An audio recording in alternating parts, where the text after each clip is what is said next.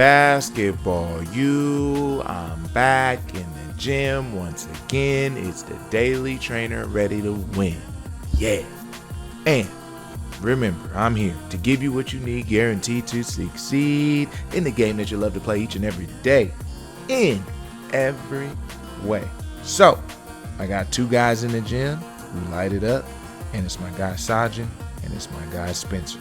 And Sajin plays for a private school out here where we're located, and Spencer is at more of a public school. So it's good to get the two together. They're probably going to be rivalries this year because they're on the top teams in the city. So it'll be interesting to see. But I always, like I said, like the local guys to work together because that community, that camaraderie helps build the competition level of I'm going to be better than you, and there's more just guys pushing themselves. So that's really the goal here with all that.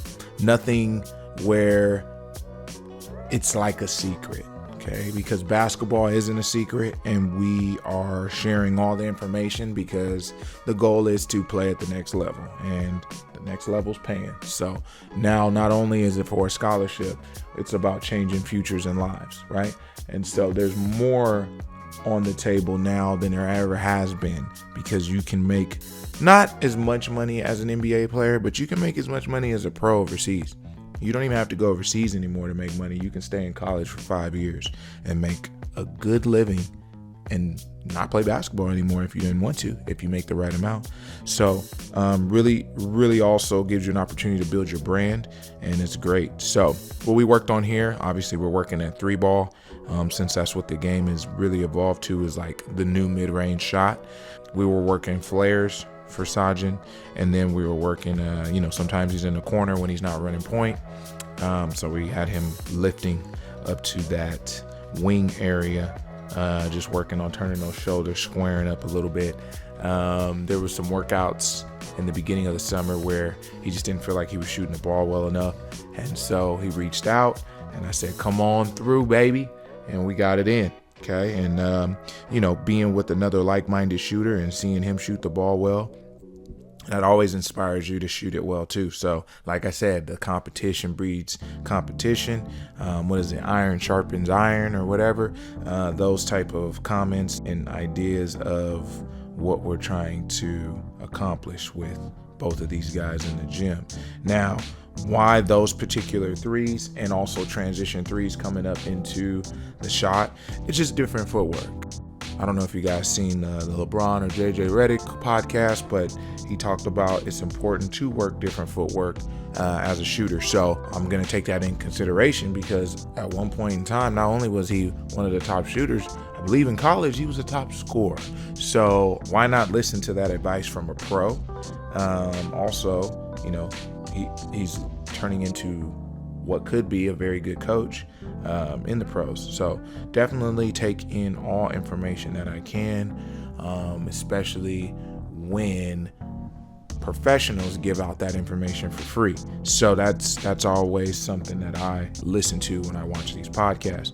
Now, when shooting the three and it's on the move, a couple key things that happen are there's a lack of balance. There is a inconsistency in the load, right? So as you catch, you're in a hurry because you're running and you want to hurry up and get your shot up. So a lot of times you are doing the right thing of trying to be quick and fast and raising, but sometimes that ball doesn't go with you. So sometimes you'll see flat shots when you do that.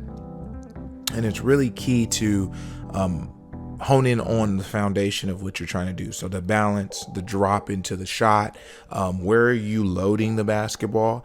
Then your set point is important too. And is that set point at a point where your ball is going to move up in motion with your power, right? And so we all see that flat shot happen at times, and we always think it's more legs, but sometimes that's not the case. And that's what I always try to explain to players is that, you hear people say more legs because it's a front rim, but it's not. And I'm not saying people are wrong. I just don't want that to be the message consistently all the time when you're already a good shooter. It's a lot of different variations why people miss shots. But if you can keep the ball straight, have it high enough arcing, it doesn't have to be a crazy arc, but high enough arcing, then you can be a good shooter, right? The left and right misses are tough, and then missing short is sometimes tough to adjust.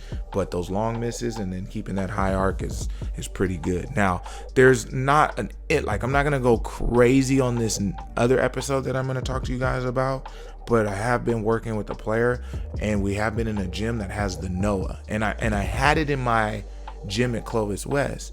But the Noah is like a science breakdown live with every shot that you take. And I'm definitely going to do an episode on that just to kind of get people to understand that there are things out there that you can buy when you're in a gym that you can use to help. Because a lot of what we're doing is we're watching something and we're knowledgeable of it, but we're kind of guessing. And the Noah kind of gives you more of an exact ideal number of what's going on with people's shots. So that is another episode for another time. And like I said, here we are working just the one side right now, and we're working the different variations. Even with Spencer, you saw him come up off the pin down, but he was coming more sideways into it. And then we worked stationary out of the corner, and then we worked sliding out of the corner. We also work the quick. You don't have to run all the way up to the wing, just the initial ball coming around or somebody dribbling towards you and you're kind of helping them. I try to give them like real game scenarios so that like their footwork isn't exact every single time. You don't need it to be exact every time because it won't be exact every time. Sometimes you're not running along the three. Sometimes you run a little bit inside and you got to step outside. You got to reset your feet. So there's just all these different things. And then also team zone. So you got to run the baseline and be able to hit that shot. So we worked on that as well. And again, it's just like I'm giving these guys a lot of things, but in the same context of what they're trying to get done. So there's a difference of doing everything where I have them dribbling, shooting, laying it up, playing defense, passing it to me, doing scenarios where guys are coming off of picks, and I can do all that in one session, but I also can do a lot just making a 3-point shot and why and how and what the scenario can be. Because that's the beautiful thing about basketball. There's so much to teach in a detailed manner, but it just depends on what you want to focus on. And a lot of people focus on offense and skills. And I think there's more to it than that when it comes to making complete players. But I think you have to get the players while they're a little bit younger, break a few bad habits, and just slowly build on skills each time you're with them. I don't think you can get a player better by doing dribbling, doing shooting, doing layups, and doing scenario-based things, and doing that every single session. I think you need to break your sessions up. I think there needs to be some type of player program for different players because everybody is different. And just taking that into consideration is more of what I've been doing lately. And that's why I've just been breaking it down here with skills and kind of looking back at what I'm talking about with you guys and kind of reassessing how I'm training these guys in season 2. So again, Basketball U, I thank you as you always do come through for your boy, the Daily Trainer. And I hope I'm helping you progress. And like I said, if you have any questions, ask in the comments. You know I'm here to ask and answer whatever you want, whatever you need, guaranteed to succeed. You know it. And remember, someone's always working. Are you?